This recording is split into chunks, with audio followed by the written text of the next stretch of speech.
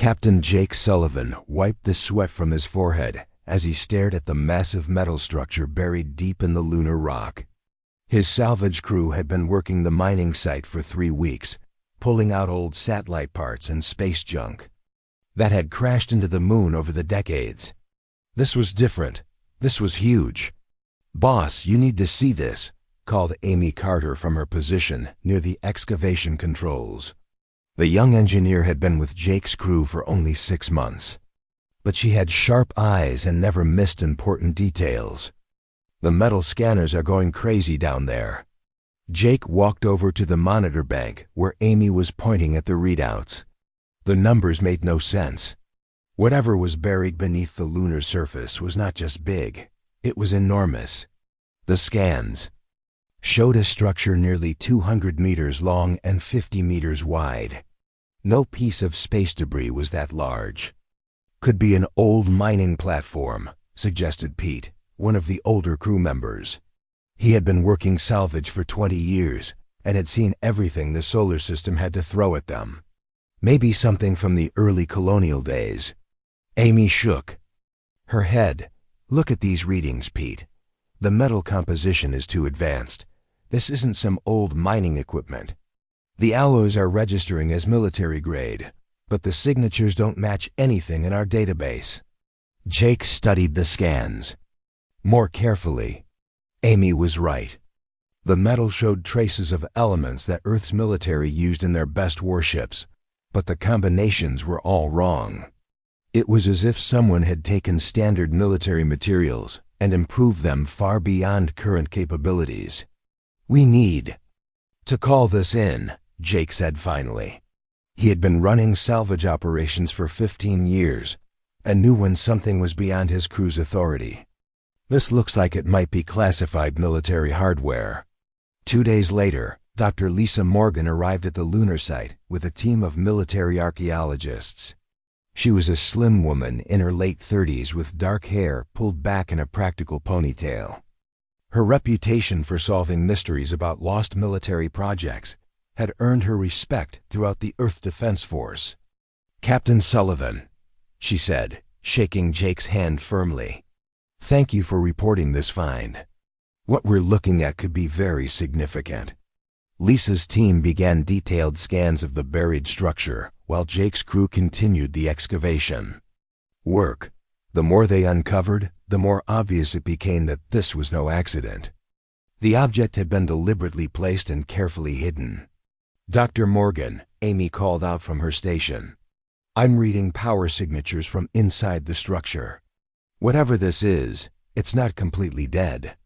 Lisa hurried over to check Amy's readings. Her face went pale as she studied the energy patterns. "Captain Sullivan, I need you to stop all excavation immediately. We need to get Commander Jackson here right away." Commander Pete Jackson arrived the next morning with a full military escort. He was a tall, serious man in his 50s who had spent his entire career in the Earth Defense Force. His gray uniform was perfectly pressed, and his expression showed he was not happy about being pulled away from his regular duties. "Dr. Morgan, I hope you have a good explanation for this emergency call," he said as he stepped off the military transport. "I have 3 budget meetings and a fleet inspection to deal with this week." Lisa led him to the excavation site where nearly half of the mysterious structure was now visible. Jackson stopped walking when he saw it. His military training allowed him to recognize the sleek lines of a warship, even when it was covered in lunar dust and rock. "That's impossible," Jackson said quietly. "Earth didn't have ships like that when the moon was being colonized. Our early vessels were barely more than metal cans with rockets attached." "Commander, look at these markings," Lisa said, pointing to symbols that Jake's crew had carefully cleaned from the ship's hull. "These are Earth Defense Force identification codes, but they're using a format we abandoned 50 years ago." Jackson moved closer to examine the markings. His face grew more confused as he studied them. "These serial numbers, they don't match anything in our historical records. According to our files, no ship with this designation was ever built." Amy had been listening to their conversation while monitoring her equipment. "Commander Jackson, sir, I'm reading massive power cores inside this ship. The energy output is higher than anything our current fleet can produce." "That's not possible," Jackson replied. "Our best ships can barely power their weapons and shields at the same time. No human technology can generate the kind of power you're showing me." Lisa pulled out a small device and began scanning the ship's hull directly. "Commander, I think we need to contact Admiral Brooks immediately. These readings suggest this ship was built using technology we don't currently possess." Jackson was quiet for several minutes as he walked around the partially excavated vessel. Finally, he turned back to the group. "Dr. Morgan, I want this site sealed and classified as top secret. Captain Sullivan, your crew will sign confidentiality agreements and receive compensation for your cooperation. No one discusses this discovery with anyone outside this group." "What exactly are we looking at here, Commander?" Jake asked. He had a right to know, considering his crew had found the thing. Jackson looked at the buried ship again before answering. "If Dr. Morgan's readings are correct, we're looking at a piece of Earth's history that someone wanted to keep very secret. This ship represents technology that's decades ahead of what we're supposed to have."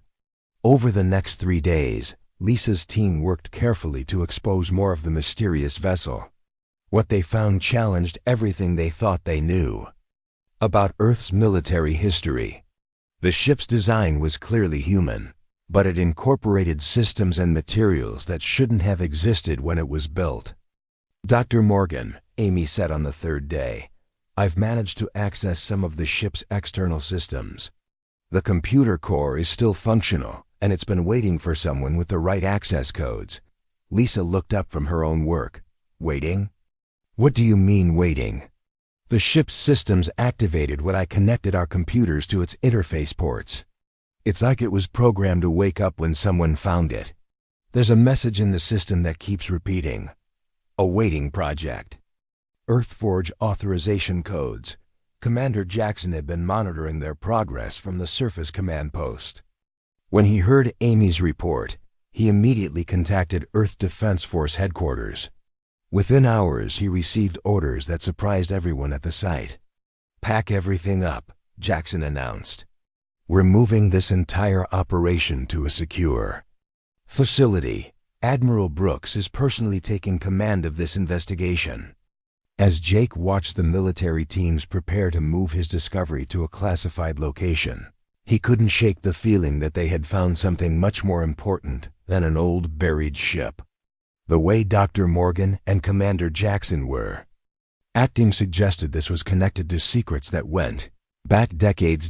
Amy stood beside him as they watched the military transports arrive. "Captain, what do you think Project Earthforge was?" Jake looked at the mysterious ship one more time before it disappeared under military protective covering. "I don't know, Amy, but I have a feeling we're about to find out. And I'm not sure we're going to like the answer." Admiral Kate Brooks arrived at the secure facility 3 days after the mysterious ship had been moved from the lunar surface. She was a woman who commanded respect wherever she went. At 55, she had spent 30 years climbing through the ranks of the Earth Defense Force, and her reputation for getting results was known throughout the military. Behind her walked an old man, who moved slowly but with dignity. Dr. Alex Turner was 67 years old, with white hair and deep lines around his eyes that spoke of many years carrying heavy secrets.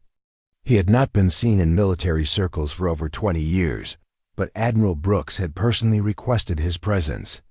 "Captain Sullivan," Admiral Brooks said as she entered the main research area, "thank you for your cooperation with this investigation.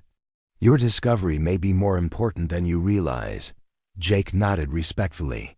He had never been this close to such a high-ranking officer before. "Admiral, we're happy to help however we can.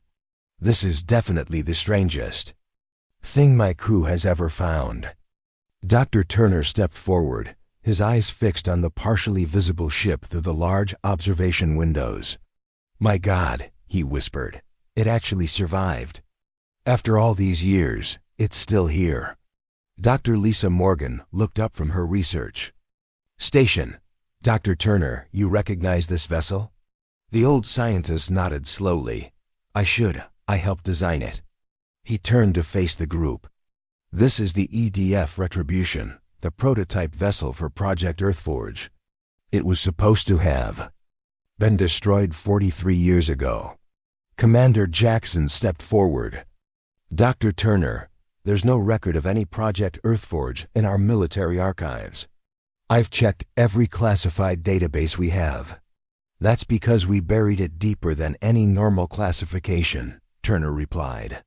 Only 12 people in the entire government knew the full scope of what we were doing. Most of them are dead now. Admiral Brooks gestured toward a conference table. Dr. Turner, I think it's time you told us exactly what Project Earthforge was about. The old scientist sat down heavily in one of the chairs. Project Earthforge began in 2341, 15 years before humanity made first contact with the Galactic Council. But here's what nobody knows. We had already found evidence that we weren't alone in the universe. Amy looked up from her monitoring equipment. You mean you knew about aliens before first contact? Turner nodded. We had recovered wreckage from 3 different alien spacecraft that had crashed on Earth over the previous 50 years. The government kept it completely secret while we studied the technology. What we learned scared us. Dr. Morgan sat down across from Turner. What did you learn?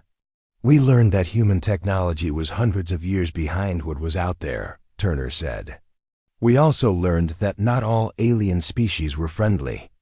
The crashed ships we found showed evidence of weapons technology that could destroy entire planets. Commander Jackson frowned. But when we made first contact, the Galactic Council welcomed us. They offered us protection and membership. Turner's expression grew grim. They offered us what they wanted us to have. A small group of us suspected that humanity was being set up to be controlled rather than truly welcomed. We started Project Earthforge as insurance. What kind of insurance? Admiral Brooks asked. We reverse-engineered everything we could from the alien wreckage, Turner explained. Then we combined it with the best human engineering and military thinking. The result was a series of prototype warships that could match or exceed anything the aliens had. Jake whistled softly. You built a secret fleet? We built 12 prototype vessels, Turner corrected. Each one was designed to be a testbed for different alien technologies we had recovered. The Retribution was the most advanced of them all.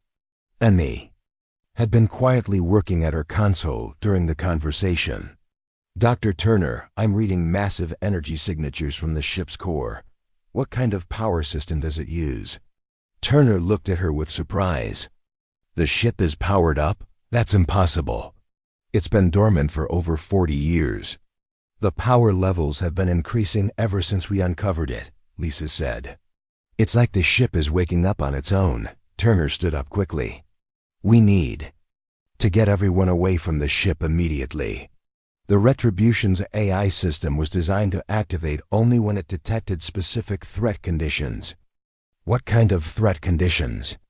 Admiral Brooks demanded before Turner could answer. Alarms began sounding throughout the facility. A young officer ran into the room carrying a message tablet. Admiral Brooks, we're receiving urgent communications from Deep Space Monitoring Station 7.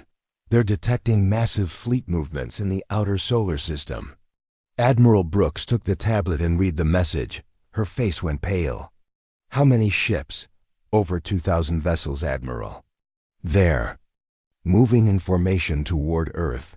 The fleet composition matches Galactic Empire military standards. Commander Jackson looked confused. That's impossible. The Empire is our protector. Why would they be sending a fleet to Earth? Turner sat back down heavily. Because they've decided we've become too independent. I always suspected this day would come. Amy's monitoring equipment suddenly began beeping rapidly. The ship's systems are fully activating. I'm reading weapons coming online, shields powering up, and the main engines are starting their warm-up sequence. Dr. Morgan stared at her readouts. How is that possible? There's nobody aboard the ship. The AI was programmed to recognize invasion scenarios, Turner explained. It's been monitoring deep space communications for over 40 years, waiting for exactly this situation. Admiral Brooks stood up and began pacing. Dr. Turner, I need to know everything about this ship's capabilities. If the Empire is really coming to subjugate humanity, we need every advantage we can get. Turner looked out at the Retribution through the observation windows. Admiral, that ship represents technology that's still 30 years ahead of our current military capabilities. It was designed by humans who knew we might someday have to fight for our freedom against impossible odds. A new alarm sounded, and another officer entered the room. Admiral, we're receiving a message from the approaching fleet. It's being broadcast on all channels. Put it on the main screen, Brooks ordered.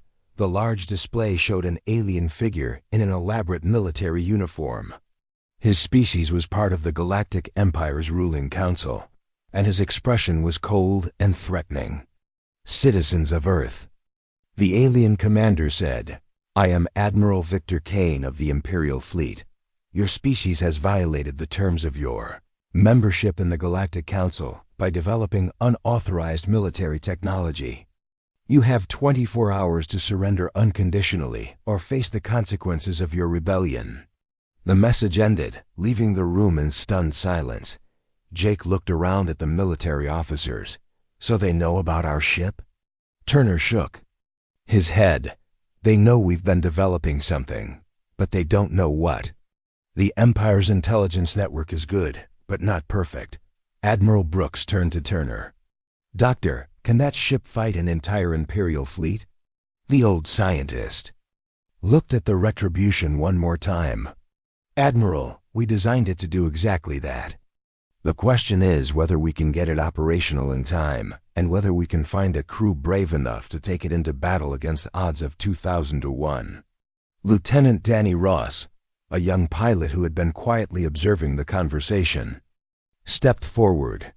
Admiral Brooks, request permission to volunteer for whatever crew this ship needs.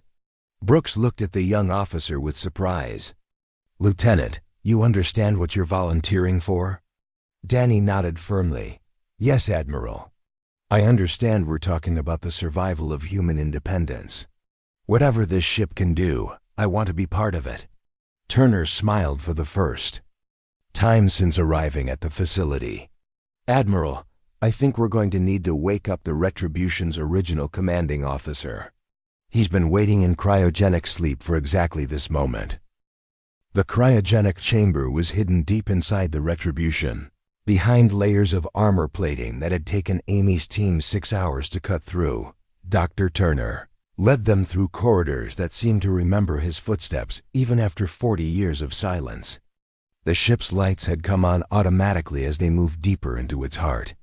The chamber should be just ahead, Turner said, checking a handheld scanner. Captain Norton insisted on being put into stasis until the ship was needed. He said he wanted to be there when humanity had to fight for its freedom.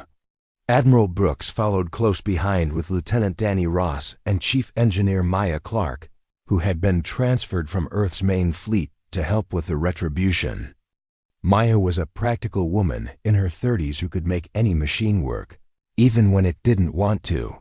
They found the chamber in a room that looked more like a medical facility than part of a warship. The cryogenic pod was surrounded by monitoring equipment that had been keeping its occupant alive for over 4 decades. Green lights indicated that all systems were functioning perfectly. Is he really alive in there? Danny asked, staring at the frosted glass of the chamber. Turner checked the readings on the monitoring equipment. Very much alive. Captain Sam. Norton was 54 when he went into stasis. The process will have aged him slightly, but he should be in good health when we wake him up. Maya examined the revival systems. Dr. Turner, these medical systems are more advanced than anything we use today. How long will it take to wake him up safely? The process takes about 4 hours, Turner replied. But we need to start it now, if we want him conscious before the Imperial fleet arrives. Admiral Brooks made the decision. Begin the revival process. We need every advantage we can get, and nobody knows this ship better than its original commander. As Maya and Turner worked on the revival systems, Danny explored more of the ship's interior. The Retribution was unlike any human vessel he had ever seen. The corridors were wider, the systems were more advanced, and everything had been built to last. It felt more like walking through a ship from the future than something built 40 years ago. "Lieutenant Ross," came a voice from the ship's communication system. "This is Phoenix, the ship's artificial intelligence. I have been monitoring your presence aboard the vessel." Danny stopped walking. "Phoenix? You're the ship's computer?" "I am more than a computer, Lieutenant. I am a learning system designed to work with human crews to maximize combat effectiveness. I have been analyzing Earth's current military capabilities." "While waiting for activation, what's your assessment?" Danny asked. "Earth's current fleet would last approximately 14 minutes against the approaching Imperial force," Phoenix replied. "However, the Retribution was designed specifically to engage multiple enemy vessels simultaneously. Our chances of success are significantly higher." Maya's voice came over the communication system. "Lieutenant Ross, you need to get back here. Captain Norton is waking up." Danny hurried back to the medical chamber where a crowd had gathered around the cryogenic pod. The frosted glass was clearing, and they could see a man inside beginning to move. His hair was gray, but his face looked remarkably well preserved for someone who was now 89 years old. The pod opened with a soft hiss, and Captain Sam Norton sat up slowly. His eyes were sharp and alert as he looked around at the faces surrounding him. "How long?" he asked in a voice that was strong despite his long sleep. 43 years, Captain," Turner replied. "The day we've been preparing for has finally arrived." Norton swung his legs over the side of the pod and stood up with surprising steadiness. "The Imperial fleet?" Admiral Brooks stepped forward. "Over 2,000 ships, Captain Norton. They're demanding our unconditional surrender." Norton smiled grimly. "Then it's time to show them what human engineering can really do." He looked around at the group. "I assume Dr. Turner has explained what this ship is capable of." "Some of it," Brooks replied. "But we need to know everything if we're going to face an entire fleet."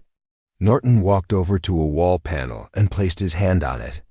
The ship's systems responded immediately, and displays throughout the chamber began showing detailed information about the Retribution's capabilities. "The Retribution isn't just a warship," Norton explained. "It's a force multiplier. When fully activated, it can upgrade Earth's entire defense network with advanced tactical data and weapons modifications." Maya studied the technical displays. "Captain, these specifications show weapons that are 20 times more powerful than anything in our current fleet. The quantum disruption cannons use alien technology principles that we reverse engineered," Norton said. "Each shot is designed by the AI to overcome specific enemy shielding configurations. No two shots are exactly the same." Danny looked at the tactical displays showing the ship's maneuverability ratings. "Sir, how fast is this ship?" "Fast enough to run circles around anything the Empire has," Norton replied. "The propulsion system uses a combination of human engineering and alien principles that creates thrust without conventional fuel limitations." Phoenix's voice filled the chamber. "Captain Norton, I have been monitoring Imperial fleet communications. They are approaching Earth with standard battle formations designed to overwhelm through superior numbers." Norton nodded. "They're expecting to face conventional human ships with predictable tactics." "Phoenix, begin transmitting upgrade packages to Earth Defense Force vessels. Give them everything that can be installed in the next 18 hours. Admiral Brooks looked surprised. "You can improve our entire fleet remotely?" "The Retribution was designed to be the center of Earth's defense network, Norton explained. Every ship that receives our upgrade package will become significantly more effective in battle. Turner was working at another console. Captain, I'm showing full power to all systems. Weapons are online, shields are at maximum, and the propulsion system is ready for immediate departure. Good, Norton said. Admiral Brooks, I need a volunteer crew. This mission will be extremely dangerous, and I won't order anyone to participate. Danny stepped forward immediately. I volunteer, sir. Maya raised her hand. Count me in, Captain. Someone needs to keep the engines running. Amy, who had been quietly monitoring the ship's systems, also volunteered. Captain Norton, I'd like to stay with the ship. I've been working with its systems since we found it. Norton looked at Admiral Brooks. Admiral, I recommend you coordinate Earth's defense from the surface. If we fail, you'll need to organize whatever resistance is possible. Brooks nodded reluctantly. Captain Norton, what are your chances of success against 2,000 enemy ships? Norton walked to the main display showing the Imperial fleet's approach. Admiral, this ship was built by humans who refused to accept that we couldn't defend ourselves. It incorporates the best of human determination with technology that most aliens have never seen. Phoenix interrupted. Captain, I am detecting additional Imperial ships joining the main fleet. Current count is 2,300 vessels. Even better, Norton said with a cold smile. More targets means a more complete demonstration of human capabilities. Turner looked worried. Sam, you're talking about taking one ship against an entire armada. Even with all our advantages, the odds are astronomical. Norton turned to face his old friend. Alex, remember what we promised when we started Project Earthforge? We said that if humanity ever had to fight for its freedom, we would give them the tools to win. This is that moment. Danny had been studying the tactical displays. Captain, what's our primary objective? Disable their command ship?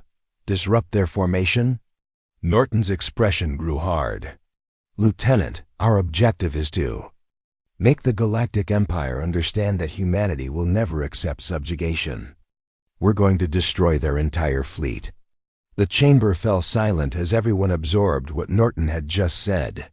They were talking about one ship taking on an invasion force that could conquer entire star systems. Maya broke the silence. Captain, when do we launch? Norton checked the chronometer on the wall display. We launch in 6 hours. That gives us time to complete system checks and for our volunteer crew to familiarize themselves with the ship's operations. Admiral Brooks prepared to leave for the surface. Captain Norton, the hopes of every human being are riding on this mission. Norton saluted the Admiral. We won't let them down, Admiral. The Empire is about to learn that humans fight differently than any species they've encountered before. As the Admiral and Dr. Turner left the ship, Norton turned to his volunteer. Crew, Phoenix, begin combat training protocols for our new crew members. We have 6 hours to turn them into the most effective warship crew in human history. Training protocols initiated, Captain, Phoenix replied. Beginning neural interface connections for rapid skill transfer. Danny looked at the neural interface equipment with some concern. Captain, what exactly does that involve? Norton smiled. It involves becoming better at your job than you ever thought possible, Lieutenant. By the time we launch, you'll be able to pilot this ship like you've been doing it your entire life. Outside the ship, Amy could see through the observation windows as Earth's defense fleet began receiving the upgrade packages. Ships that had been built for patrol duties were being transformed into vessels capable of challenging Imperial technology. The Retribution emerged from Earth's shadow like a predator stalking its prey. Captain Sam Norton stood on the bridge, watching as the massive Imperial fleet spread across the dark space ahead of them. 2,300 alien warships hung in perfect formation, their weapons pointed toward the small blue planet behind them. Phoenix, give me a tactical analysis, Norton said calmly. Imperial fleet is maintaining standard battle formation, the AI replied. They are arranged in 7 battle groups with heavy cruisers in the center and lighter vessels forming protective screens. Their formation suggests they expect minimal resistance. Lieutenant Danny Ross sat at the pilot station, his hands steady. On the controls, despite the neural interface headset that was still feeding him advanced flying skills. The training had worked better than he had hoped. He felt like he had been flying this ship for years instead of hours. Captain, we're receiving a communication from the Imperial flagship. Amy reported from her position at the communications station.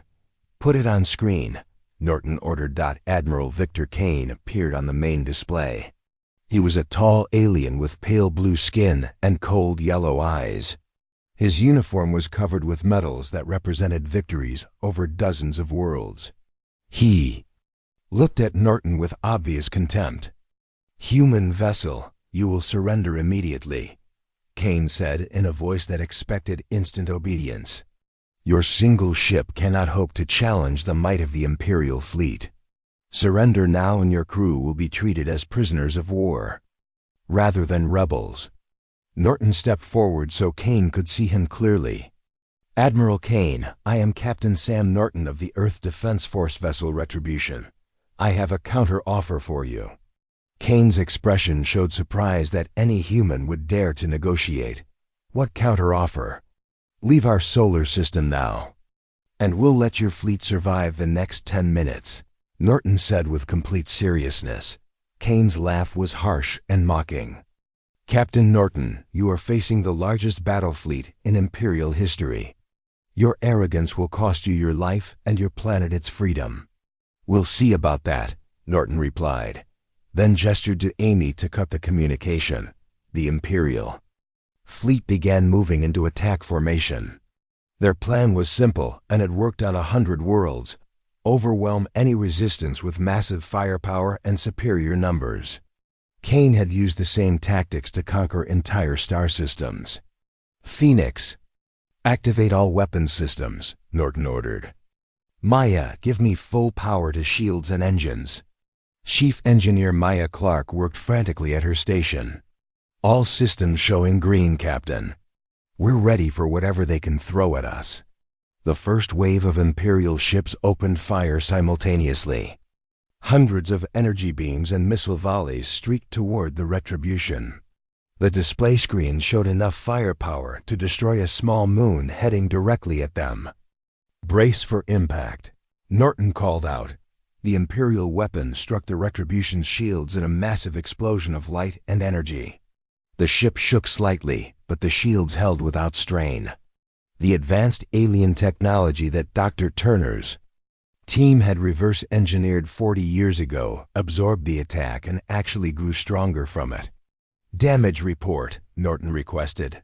"No damage, Captain," Maya reported with amazement. "The shields are actually stronger now than they were before." "The attack. They're absorbing the enemy energy and converting it to additional power." On the Imperial flagship, Admiral Kane stared at his tactical displays in disbelief. "That's impossible.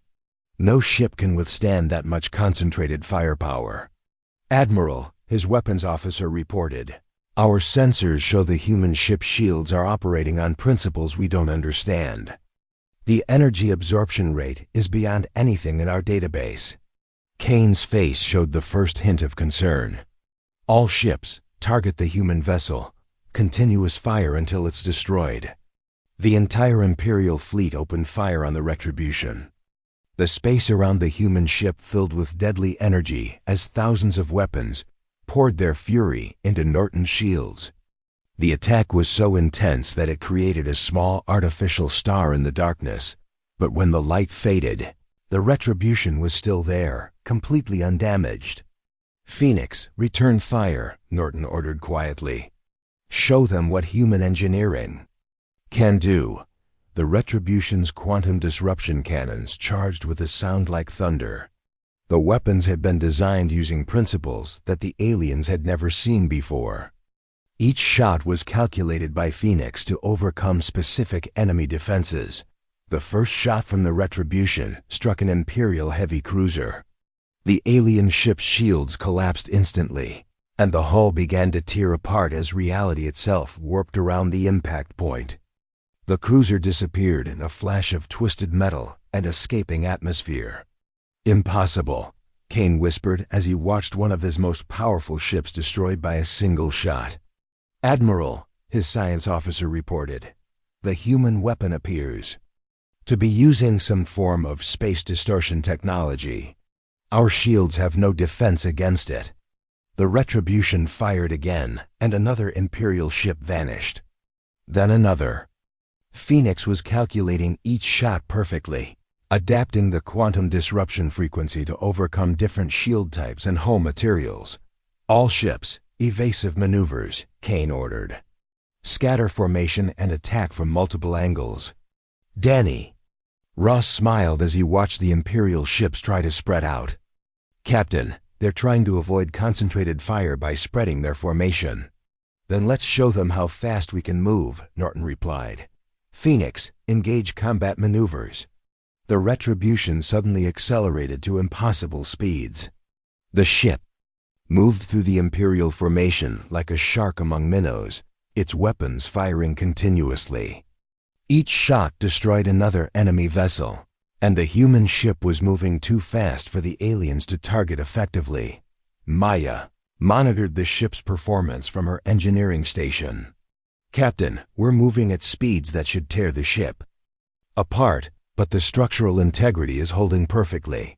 The alien technology we incorporated includes inertial dampening systems that their own ships don't have," Norton explained as he watched another Imperial cruiser explode. "We can maneuver in ways they never expected." Admiral Kane watched in horror as his mighty fleet was systematically destroyed by a single human ship. Ships that had conquered star systems were being eliminated one by weapons they couldn't defend against. "Sir, we've lost over 300 ships," his tactical officer reported. "Our weapons can't penetrate their shields, and we can't maneuver fast enough to avoid their fire." Kane made a decision that went against everything he had been taught. "All ships, retreat to the outer system. We need to regroup and develop new tactics." But Norton wasn't finished. "Phoenix, pursuit course. Don't let any of them escape." The Retribution chased down the fleeing Imperial ships like a hunter pursuing wounded prey. The advanced propulsion system allowed it to catch vessels that were already running at maximum speed. The quantum disruption cannons continued their deadly work, eliminating ship after ship. Amy watched the tactical display as the numbers of enemy vessels continued to drop. "Captain, we've destroyed over half their fleet. The remaining ships are scattered across the outer system." "Keep firing until they're all gone," Norton ordered. "The Empire needs to understand that threatening Earth was the biggest mistake they ever made." Admiral Kane's flagship was one of the last ships remaining. His bridge crew looked at him with fear as they realized their supposedly invincible fleet had been destroyed by a single human vessel. "Admiral, incoming message from the human ship," his communications officer reported. Norton's face appeared on Kane's screen again. "Admiral Kane, your fleet is finished. Surrender your ship and prepare to be taken prisoner." Kane looked around, his bridge at the faces of his crew. They had followed him into battle, believing they were facing a primitive species that would fall easily. Instead, they had encountered technology and tactics that had turned their overwhelming advantage into a complete disaster. "Human captain," Kane said slowly, "how is this possible? Your species was barely space-capable when we first encountered you." Norton's smile was cold and satisfied. "Admiral, you made the mistake of thinking humans would stay weak forever. We've been preparing for this day since before you knew we existed." The space around Earth was filled with the wreckage of the most powerful fleet the Galactic Empire had ever assembled. The Retribution moved slowly through the debris field, its weapons still charged and ready, searching for any surviving enemy. Vessels, Phoenix, status report, Norton requested. All Imperial vessels have been destroyed or disabled, Captain. Earth is secure from invasion. Danny looked at the tactical display showing the complete destruction of the enemy fleet. Captain, I can't believe we actually did it. One ship against over 2,000. Norton nodded with satisfaction. Lieutenant, this is what happens when human determination meets superior technology. The Empire thought they could intimidate us into surrender. Instead, they've learned that humans fight back. Maya checked her engineering displays. Captain, all our systems are still operating at peak efficiency. We could do this again if we had to. I don't think that will be necessary, Norton replied. Word of this battle will spread throughout the galaxy within days. Every species under Imperial rule will know that the Empire's fleets can be defeated. Amy was monitoring communications from across the galaxy. Captain, the news of the Imperial fleet's destruction spread across the galaxy faster than anyone had expected. Within 12 hours of the battle, every major alien civilization knew that a single human ship had annihilated over 2,000 Imperial vessels. The impossible had become reality, and the balance of power in the galaxy had shifted forever. Captain Jake Sullivan stood on the bridge of his salvage vessel, watching as massive alien ships approached Earth. These weren't invasion fleets, like the one the Retribution had destroyed. These were diplomatic vessels carrying representatives from dozens of worlds that had been under Imperial control for centuries. Captain Sullivan, came a voice over the communication system. This is Admiral Brooks. Please report to Earth Defense Force Headquarters immediately. We need your expertise for the recovery operations. Jake looked out at the debris field that surrounded Earth. The wreckage of the Imperial fleet stretched for millions of kilometers in all directions. Each piece of alien technology represented advances that could push human civilization forward by decades. Dr. Lisa Morgan was already at headquarters when Jake arrived, surrounded by stacks of data tablets and looking more excited than he had ever seen her. Jake, this is incredible. We're finding technology in that wreckage that we didn't even know was possible.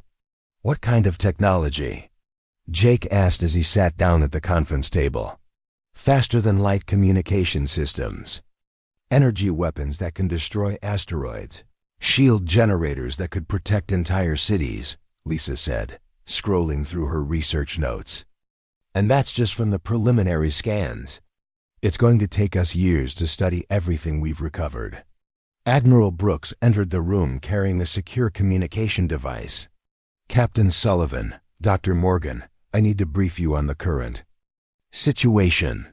In the past day, we've received formal requests for alliance from 47 different alien civilizations.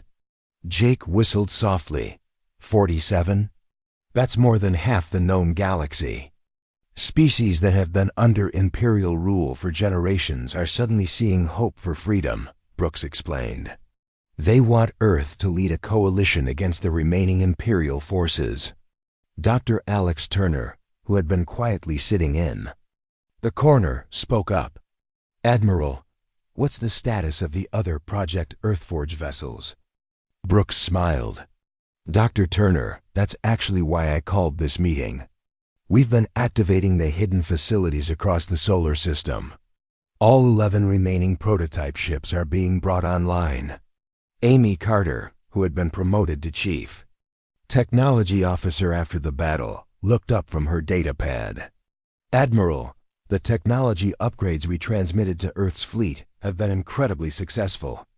Our ships are now operating at efficiency levels that match the best Imperial vessels.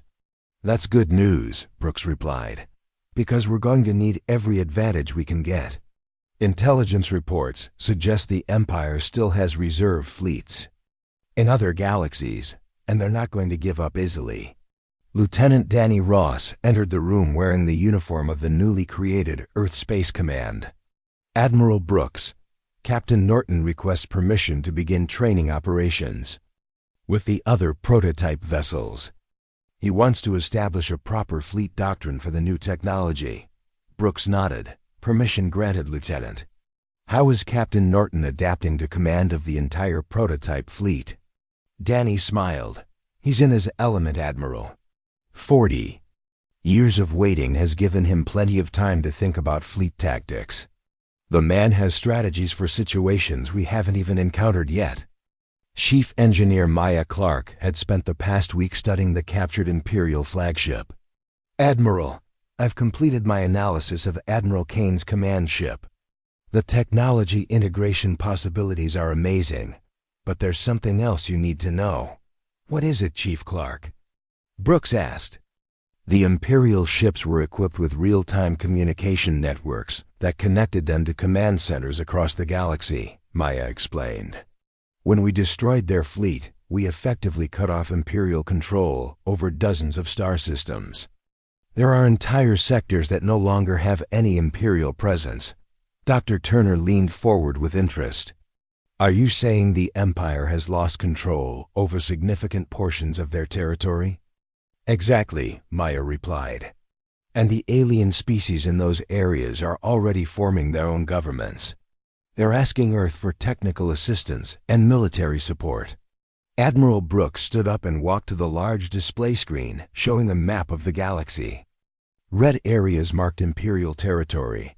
Blue areas showed Earth's allies, and yellow areas indicated regions where the situation was unclear. As you can see, the destruction of one fleet has created a power vacuum across half the galaxy, Brooks said. We have an opportunity to reshape galactic civilization, but it's also a responsibility we need to take seriously. Amy had been monitoring galactic communications networks. Admiral, we're receiving requests for help from mining colonies, research stations, and entire planets. Some of them have been cut off from supplies since the Imperial fleet was destroyed. Jake looked at the scale of the requests. Admiral, we're talking about humanitarian aid on a galactic scale. Do we have the resources for something that big? That's where the prototype fleet comes in, Brooks explained. Each of the Earthforge vessels can carry enough supplies to support a small planet, and their speed allows them to reach distant systems in days instead of months. Captain Sam Norton's voice came over the communication system. Admiral Brooks, this is Captain Norton aboard the Retribution. We've completed our shakedown cruise with the prototype fleet. Request permission to begin liberation operations. Brooks activated the communication link. Permission granted, Captain Norton. Your first priority is the Centauri mining colonies. They've been without supplies for 2 weeks. Understood, Admiral. The prototype fleet is departing immediately.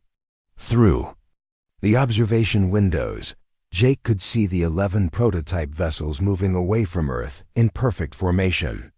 Each ship represented the best of human engineering combined with alien technology that had taken decades to understand. Together, they formed the most powerful space fleet in galactic history. Dr. Lisa Morgan had been studying reports from the newly liberated worlds. Admiral, there's something interesting in these communications. Several alien species are asking about human culture and philosophy. They want to understand how we develop the determination to fight against impossible odds. What are you telling them? Brooks asked. The truth, Lisa replied. That humans refuse to accept that something can't be done just because it's difficult. We've always believed that problems exist to be solved, not avoided. Amy looked up from her communication console. Admiral, we just received a message from the Galactic Council. They're requesting an emergency session to discuss the new political situation. Brooks considered this development. What's their position on Earth's actions? They're calling it an unprecedented demonstration of military capability, Amy replied. But they're also acknowledging that the Imperial threat to member worlds has been eliminated. Danny had been studying tactical reports from across the galaxy. Admiral, our intelligence networks are reporting that remaining Imperial forces are withdrawing to heavily fortified systems. They seem to be abandoning their outer territories. Good, Brooks said. Let them retreat. Every world they abandon becomes another opportunity for freedom and self-determination. Admiral Victor Kane sat in his detention cell aboard the Earth space station, watching news reports about the liberation of Imperial territories. His capture had been a symbol of the Empire's defeat, and his presence served as proof that even the most powerful alien commanders could be defeated by human determination. "Admiral Kane," came a voice from the cell's communication system. "You have a visitor." Captain Norton entered the detention area, his expression calm but serious. "Admiral Kane, I thought you might be interested in the latest developments."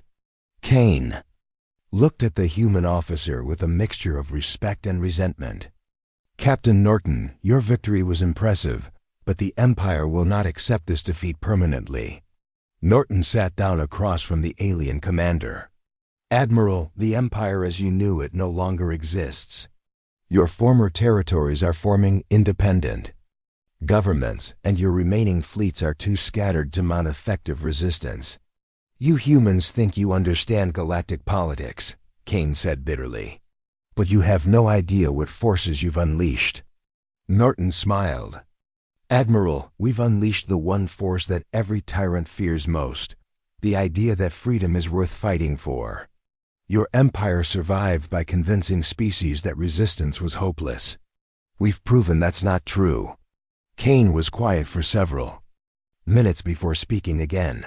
"What will happen to me?" "That depends on you," Norton replied. "You can spend the rest of your life in this cell, or you can help us understand Imperial technology and tactics. Either way, your war-making days are over." Back on Earth, Admiral Brooks was preparing for a historic broadcast to the galaxy. The message would announce Earth's commitment to supporting any world that wanted to achieve independence from Imperial rule. "Admiral," Amy said as she made final preparations for the transmission, "are you ready to address the galaxy?" Brooks straightened her uniform and looked into the camera.